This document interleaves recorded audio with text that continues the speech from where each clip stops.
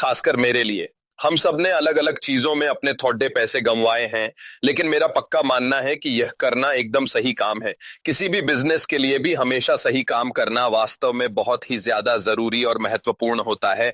और जिस तरीके से आप उसे सही ढंग से अंजाम देते हैं, उससे उस बिजनेस में सचमुच एक बहुत ही बेडी डीढ़ा और गहरा फर्क देखने को मिलता है। और इसीलिए आज मैं आपसे इसी बारे में बात करना चाहता हूं, ताकि मैं यह बात आप सभी तक सही ढंग से पहुंचा सकूं। मेरा मानना है कि किसी भी काम को पूरे सही ढंग और तरीके से करना ही एक मजबूत बिजनेस खड़ा करने का असली और एकमात्र रास्ता होता है, क्योंकि अगर हम ऐसा नहीं करते हैं तो उस बिजनेस में लंबे समय तक टिकाऊपन बिल्कुल भी नहीं रहता है। और आज मैं आपसे इसी मुद्दे पर बात करना चाहता हूं। तो देखिए, बिजनेस में चीजों को सही तरीके से करने का असली मतलब ये होता है कि हम पूरी ईमानदारी, नैतिक जिम्मेदारी और समझदारी के साथ, और सबसे जरूरी बात, लोगों पर और उनकी जरूरतों पर पूरा ध्यान देते हुए अपना काम करें। ये वास्तव में लंबे समय की सफलता, प्रतिष्ठा और टिकाऊपन का एक बहुत ही महत्वपूर्ण कारक है।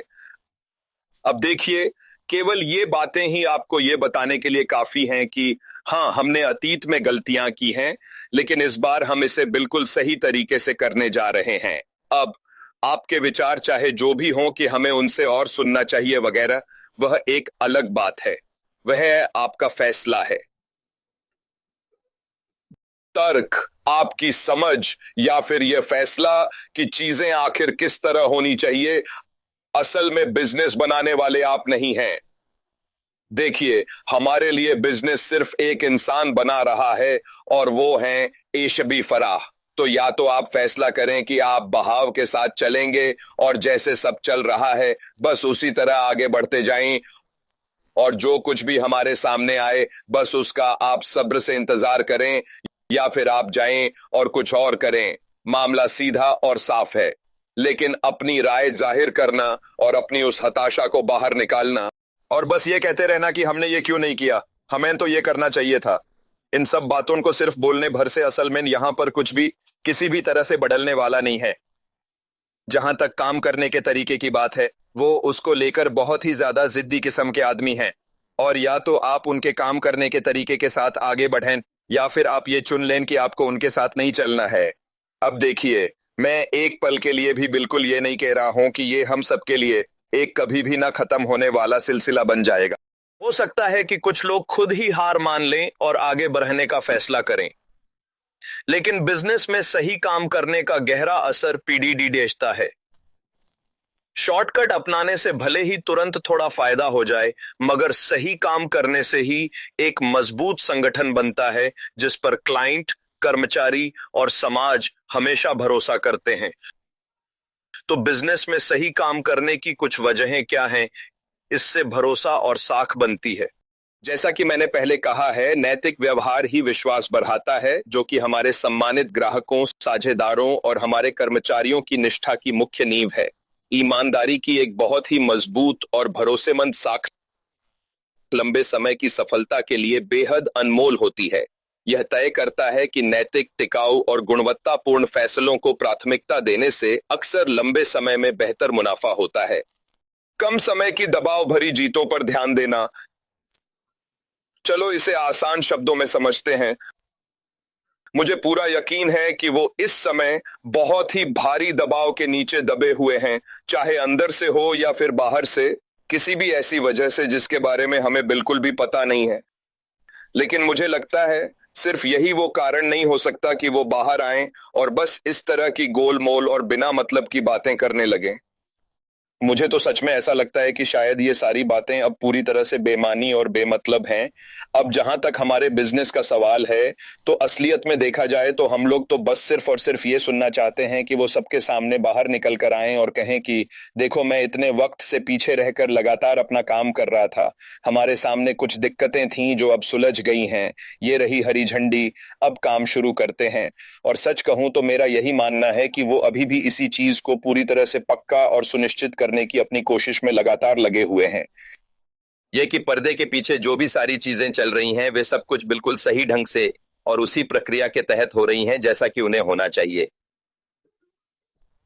बिना किसी भी तरह की अस्थाई बाधा के, बिना किसी ठहराव के या जो कुछ भी हो। और जैसे ही हमें आगे बढ़ने की वह हरी झंडी मिल जाएगी, तो फिर बस समझिए फिर हम पूरी रफ्तार से निकल पड़ेंगे। कुल मिलाकर बात यह है कि हमसे सिर्फ इंतजार करने को कहा जा रहा है। कोई हमसे पैसे नहीं मांग रहा है, कोई हमसे कुछ और भी करने के लिए नहीं कह रहा है। हुमैन, बस थोड़ा सा धैर्य रखना होगा। मुझे पता है कि अब बहुत से लोगों का सब्र धीरे धीरे टूट रहा है, जो कि बिल्कुल जायज भी है। ये पूरी तरह आपकी मर्जी है, आप जो करना चाहें करें। लेकिन हम में से वो लोग जो इसे आखिर तक निभाने और इसका नतीजा देखने पर अड़े हुए हैं, तो फिर ये बेहद जरूरी हो जाता है कि हम इस बात को अच्छी तरह समझें और बार बार याद रखें कि इसके पीछे का कारण क्या है। और उनमें से एक है इसे सही तरीके से करना। इसके कारण कर्मचारियों की संतुष्टि और उनके रिटेंशन में भी काफी ज्यादा बढ़ोतरी होती है। जब आप खुद किसी ऐसी संस्था का एक हिस्सा होते हैं जो कि निरंतर फल फूल रही हो, जहां काम करने का माहौल बहुत अच्छा हो और जो कर्मचारी के मूल्यों और उनके सभी लक्ष्यों के बिल्कुल अनुरूप हो, और जब यह केवल मुनाफे से ही प्रेरित न हो, तो ऐसे में कर्मचारी अपने काम पर वास्तव में कहीं ज्यादा खुश और संतुष्ट होंगे। आखिरकार बात सिर्फ पैसों की नहीं है, यह जोखिम और कानूनी मसले घटाता है। वे अब इसे पूरी तरह से समझते हैं। सही काम करने का पक्का इरादा कंपनियों को उन अनैतिक रास्तों से दूर रखता है जिनके कारण कानूनी मुकदमे, जुर्माने और ब्रांड की प्रतिष्ठा को बहुत बड़ा नुकसान हो सकता है। वे दरअसल पहले भी एक बार इस तरह के दौर से गुजर चुके हैं, अपनी किसी गलती से नहीं, बल्कि शायद किसी साजिश की वजह से। आखिरकार दिन के अंत में इसने किसी भी तरह से या किसी भी रूप में उसकी या हमारी बिल्कुल भी कोई मदद नहीं की है। इस बार इस काम को बिल्कुल सही और ढंग से करने का मतलब है कि यह पूरी तरह सुनिश्चित हो जाता है कि अंत में हमें जो मिलेगा वह वास्तव में एकदम असली चीज ही होगी। यह पूरी तरह से कानूनी, जायज और एकदम साफ सुथरा है। इसमें किसी भी तरह की कोई भी गड़बड़ी या शंका नहीं है। क्या तुम्हें ऐसा नहीं लगता कि यह सब उसी चीज का एक बहुत बड़ा और अहम हिस्सा था जो कुछ भी वहां पहले हुआ था? और वो सारी की सारी शर्तें जिनके बारे में उसे साफ तौर पे बताया गया था कि वो ये सब चीजें बिल्कुल भी नहीं कर सकता है, यही वो कुछ वजहें हैं जिनके चलते वो इस बात को पूरी तरह पक्का कर रहा है कि ये काम बस अभी और इसी वक्त हो जाए। आप यकीन करें या न करें, फिर से ये पूरी तरह आपकी मर्जी है, लेकिन काम को बिल्कुल सही तरीके से करने का आपके बिजनेस पर असर पीडीडी देता है। इससे आपको बाजार में दूसरों से आगे बढ़त बनाने में काफी मदद मिलती है। अच्छे वक्त में भी बाजार में काफी कंपटीशन रहता है ना? एक कंपनी जो अपनी नैतिकता और उच्च मानकों के लिए जानी जाती है, उसका क्या होता है? वे अक्सर बाकी की भीड़ से काफी ऊपर और अलग नजर आते हैं। अपने नैतिक पक्ष की वजह से यह सही ग्राहकों को अपनी ओर आकर्षित करती है और कंपनी का सामाजिक और पर्यावरण पर वो सचेत प्रभाव ग्राहक को बनाए रखने में वाकई मदद करता है। इससे निर्णय लेने की प्रक्रिया भी बेहतर होती है। पूरी सत्यनिष्ठा के साथ काम करने के लिए लीडर्स को समाज और पर्यावरण पर अपने कार्यों के व्यापक और दीर्घकालिक प्रभावों और बिजनेस पर विचार करना होता है, जिससे बेहतर और टिकाऊ फैसले हों। तो यह कार्यों को मूल्यों के अनुरूप बनाने में मदद करता है, ताकि मुख्य मूल्य सिर्फ मार्केटिंग न रह जाएं। ये महज नारे नहीं हैं, बल्कि हकीकत में ये हमारी पूरी संस्था के भीतर हर एक जगह पर जीवित हैं और पूरी तरह से सक्रिय भी हैं। पारदर्शिता और ईमानदारी, चुनौतियों पर खुलना और गलतियां छिपाने के बजाय मानना। नेतृत्व, उदाहरण के लिए खुद नैतिक व्यवहार अपनाकर मिसाल पेश करना और एक ऐसा सकारात्मक माहौल बनाना जहां पर कर्मचारी सही काम करने में सहयोग पाएं, भले ही वह मुश्किल हो। यह सब मिलकर आखिर में एक पूरा और विस्तृत अवलोकन देता है। मैं शायद अपने ख्यालों में कहीं दूर खो जाता हूं, अलग अलग जगहों पर भटकता हूं, क्योंकि मुझे इन चीजों में पूरी तरह से शामिल होना बेहद पसंद है। इन सीरीज में मैं इन्हें लगातार देखता हूं, देर रात तक जागता हूं बस इन्हें देखने के लिए। ये काफी मददगार होते हैं। लोगों को पढ़ना पसंद है। क्यों? जब आप कुछ पढ़ते हैं तो आप दिमाग को वास्तव में एक मौका दे रहे होते हैं। मैंने यूज पकड़ लिया। जॉन, चिंता मत करो कि वो सक्षम हो सके सिर्फ एक किताब पढ़ने के जरिए किसी बिल्कुल ही अलग दुनिया में घूम सके।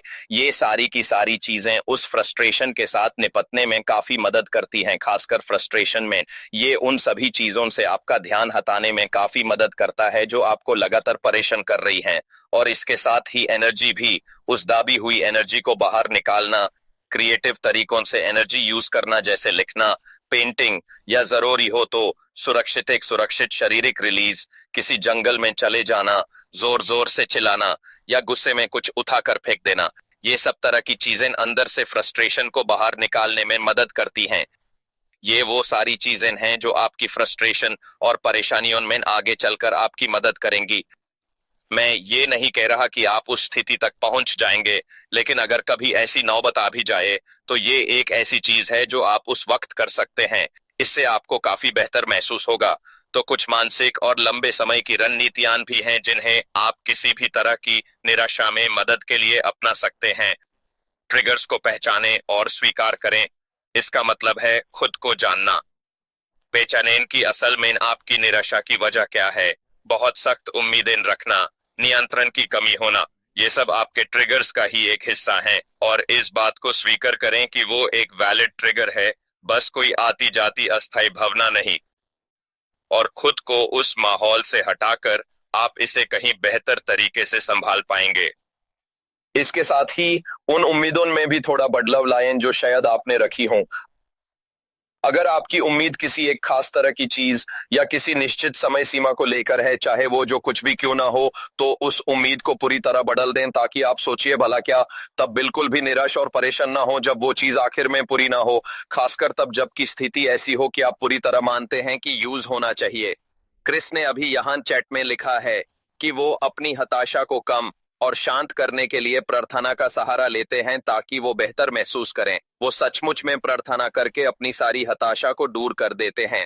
मैं फिर से यही कहूंगा, ये वाकई कितनी शानदार चीज है करने के लिए। अगर यही आपका काम करने का तरीका है और अगर आपकी मानसिक क्षमता ऐसी है कि आप दिल से प्रार्थना कर पाते हैं, क्योंकि इससे आपको मानसिक तौर पर यहाँ ऊपर दिमाग में काफी मदद मिलती है। मैंने अक्सर कहा है कि मैं धार्मिक व्यक्ति नहीं हूँ। कभी कभी मैं सच में चाहता हूं कि काश मैं होता, क्योंकि बात करने के लिए किसी तीसरे पक्ष का होना, ये थोड़ा वैसा ही है जैसे जब आप बच्चे थे, हम भगवान को एक उम्मीद की तरह मानते थे, या फिर जैसे कोई बच्चा अपने खिलौने से बातें कर रहा हो, या चाहे वो जो कुछ भी हो, आप किसी तीसरे व्यक्ति से बात कर रहे होते हैं। इस बात से कोई फर्क नहीं पड़ता कि वो क्या है या क्या नहीं है, लेकिन ये बोझ उतारने और मन हल्का करने में आपकी मदद करता है। और आप किसी से, सोचिए क्या, अपनी उन सारी हताशाओं के बारे में बात कर सकते हैं। और ये काफी दिलचस्प है ना, कि शायद यही उन कारणों में से एक है कि मुझे लगता है कि मैं कुछ हद तक उन लोगों से ईर्ष्या करता हूं जो धार्मिक होते हैं, क्योंकि वे लोग खुद को सबसे अलग ले जा सकते हैं और प्रार्थना कर सकते हैं ताकि वे इस चीज को करने के लिए सक्षम हो सकें।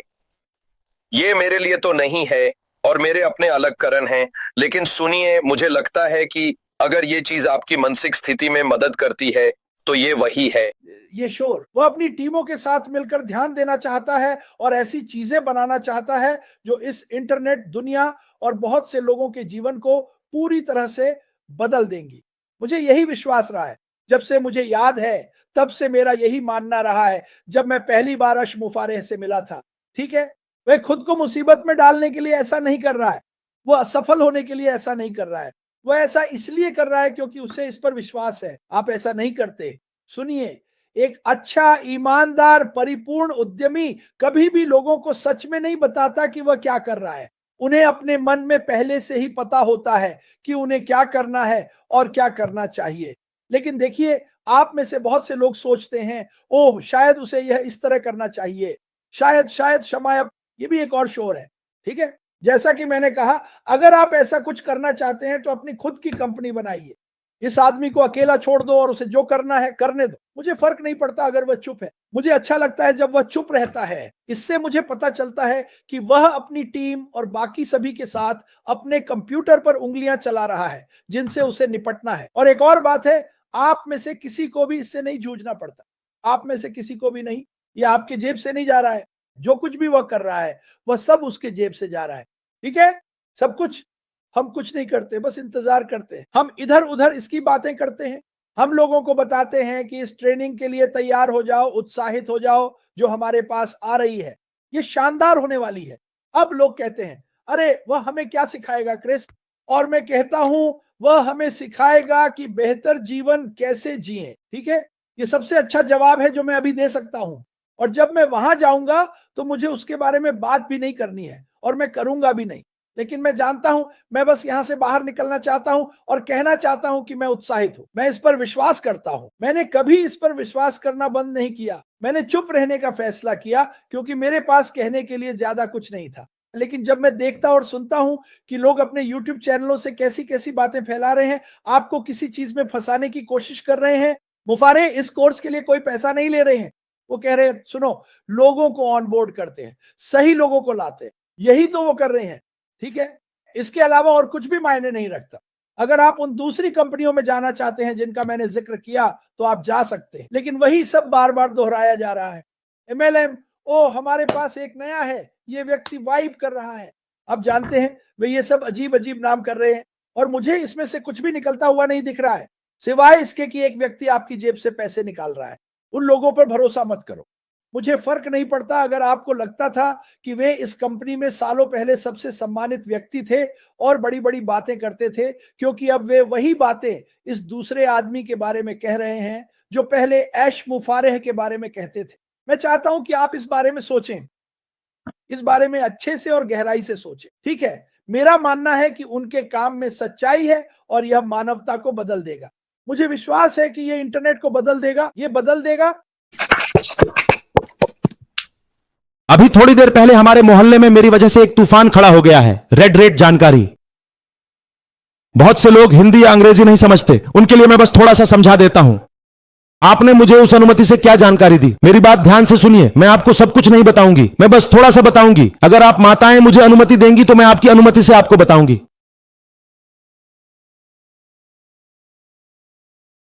धन्यवाद। परमिता मान ने जो कहा,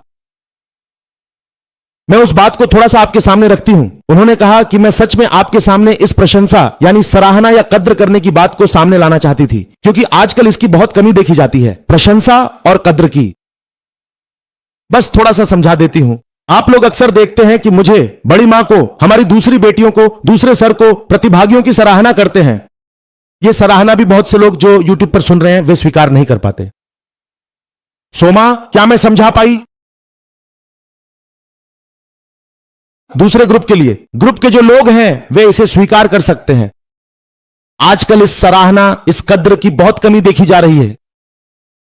और सर ने कहा है कि मैं बहुत ज्यादा नाम नहीं लूंगी, लेकिन निश्चित रूप से मेरा फेसबुक ग्रुप सक्सेस विद ऐश मोफा है, उसके एडमिन ग्रुप की बात है। उन्होंने कहा है, अब मुझे एक छोटी सी कहानी सुनाने दीजिए। हमारे सर ने कहा है कि इस ग्रुप का नाम सक्सेस विद ऐश मोफा क्यों रखा गया है। फिर मैं सराहना वाले हिस्से पर जाऊंगा। ये रेड सर कह रहे हैं, जब मैंने फैसला किया था, और यह हम में से कुछ लोगों के बीच था, जैसे क्रिस जॉनसन, तानिया वर्क्स, हम ऐसा नाम ढूंढ रहे थे जो हमारे पुराने बिजनेस से जुड़ा हो। यह नया व्यवसाय परिवर्तन के लिए उपयुक्त होगा। जब हालात अभी की तरह शांत रहते हैं, तब आप सच में समझ सकते हैं कि आपके असली साथी कौन हैं और आप किस पर सच में भरोसा कर सकते हैं। मैं सक्सेस विद ए एडमिन्स को पाकर बहुत आभारी हूं, लेकिन उससे भी ज्यादा महत्वपूर्ण है वह छोटा चैट ग्रुप। हमारा वह फेसबुक ग्रुप पूरी तरह से बैडमिंटन के लिए बनाया गया है। अगर आप किसी के प्रति आभार व्यक्त करते हैं तो यह उन्हें उत्साहित कर देगा, इससे वे अच्छा महसूस करेंगे, यह उनमें प्रेरणा लाएगा, इससे वे सच में खुद को खास महसूस करेंगे, जो आजकल के लोग भूल गए हैं। जैसे ही कोई ऊपर उठता है, केकड़े उसे नीचे खींचने की कोशिश करते हैं। उन केकड़े जैसी प्रवृत्ति वालों के लिए जोरदार तालियों का कोर्स है जो ऊपर उठने वालों को नीचे खींचते हैं। अब अगर आप थैंक यू, अब अगर आप इसे व्यापारिक क्षेत्र में इस्तेमाल करते हैं तो लोगों के प्रति आभार व्यक्त करके या करवाकर आप सच में यहां से बहुत बड़ा फायदा उठा सकते हैं। वह कह रहे हैं, मैं ये सब समझा रहा हूं, व्यापार के संदर्भ में इसका क्या अर्थ है। मैं जो समझा रहा हूं उसका व्यापार के साथ, व्यापार के क्षेत्र में क्या मतलब है।